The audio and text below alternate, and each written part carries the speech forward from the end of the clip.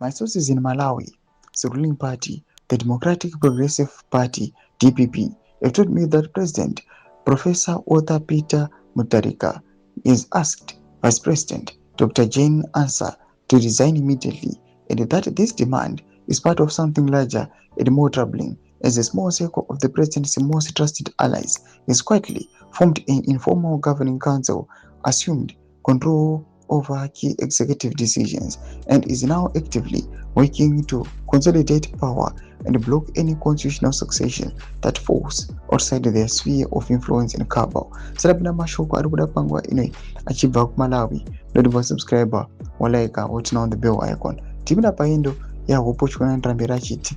The president is said to have cited Dr. Ansah C.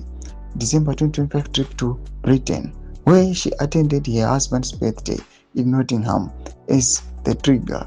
Government spokesperson Chadrick Namalomba confirmed publicly on 24 December 2025 that approximately MWK 168 million, about $100,000 in public funds, have been approved for the vice president and 5 officials for this particular trip, while a subsequent presidential statement suggested the trip was privately funded.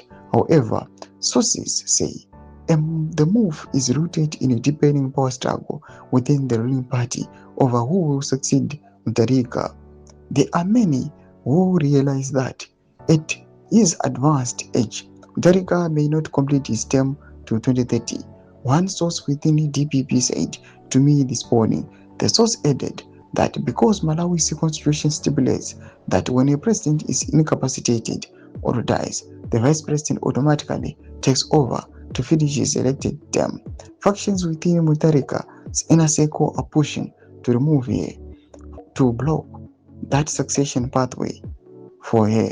The sources says the trip is not the real issue, but a pretext for getting rid of her. Toma developments ari kuitika kuMalawi. Pina comment section medu zafungura enyi mauti kudipa msoro pechitiko ichi. Subscribe or like, chat on the bell icon.